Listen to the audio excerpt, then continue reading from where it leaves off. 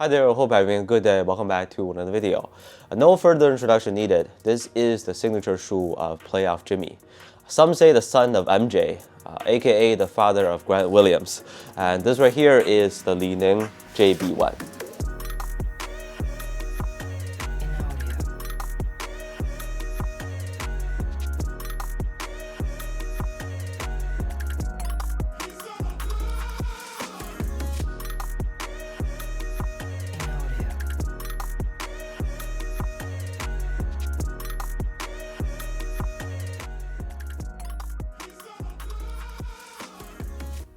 So this can be considered a flagship model from the brand.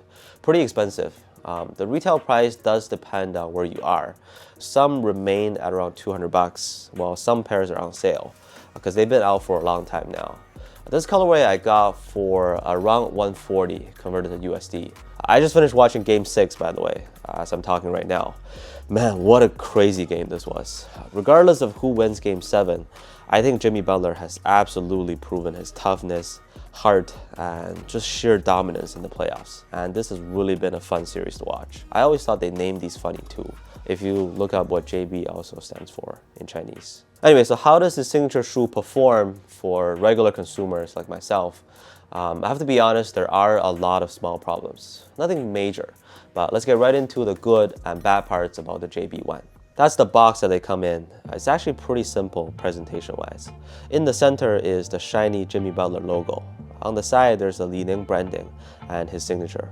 Comes with a dust bag too. Maybe they're preparing us for one of the small issues, which is dust pickup. We'll get into that very soon. It is a low-top shoe. On the lateral side, there's a big Li-Ning logo, and this part that looks like a comb, which acts as a counter that guards the midsole. The upper is very breathable. Boom fiber is like a knitted TPU layer. Good quality materials, I would say, but the tongue is no good. I'm gonna explain why when we get to it. Average padding, and this has a boom drop-in midsole setup. Pretty responsive and supportive. For those of you who try shoes that feature their boom technology, you can expect pretty much the same with this foam. It's also got a foam outsole, which is connected to the midsole, similar to the Curry Flow outsoles and the most recent Tatum one. It also has a carbon fiber plate to add to the springiness. I haven't used them outside, but if I was to guess, I don't think these grooves are very durable for outdoor use. Yeah, flexible upper, average weight. My size 11 pair is 425 grams for each shoe. As to how the JB one performs on the court, cushioning is a strong aspect of this shoe. I was genuinely surprised by the amount of compression in the heel. It gives a good feedback, but also not too soft, like the LeBron 20. Feels softer than it looks actually. Transition from front to back is extremely smooth, as you can probably tell from the crazy curve shape. It does help with your takeoffs. Landing is not a problem either. The boom drop-in midsole feels pretty comfortable underneath, but I do have to point out that this tongue actually kind of bothered me when I was playing in them. It's nowhere near a plush feeling. It just flaps against the front of my ankle area pretty uncomfortably. So that's a small issue that I think you should be aware of. Not a deal breaker, however. The traction performance was on point. Foam also works pretty well in getting you to a hard stop. It pretty much has no squeak at all from my experience.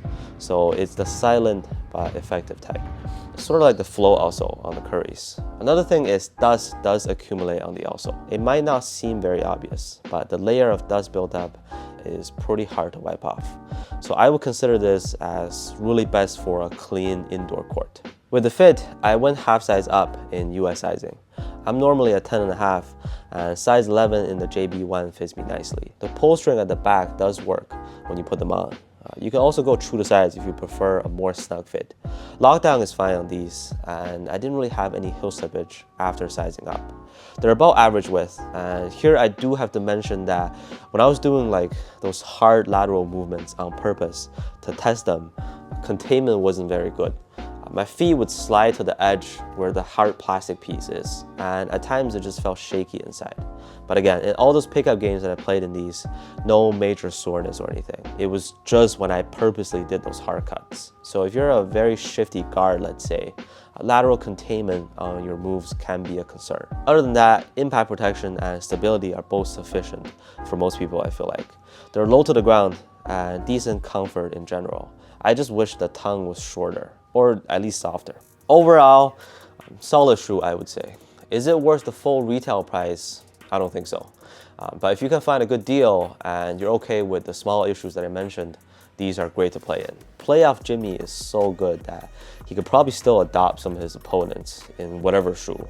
So if you're considering making a purchase on these, just be aware of lateral containment, some discomfort around the tongue, and dust pickup. Feel free to drop your final playoff predictions or share your thoughts on the JB1 down in the comments. As always, thank you so much for watching, and I'll see you on the next one.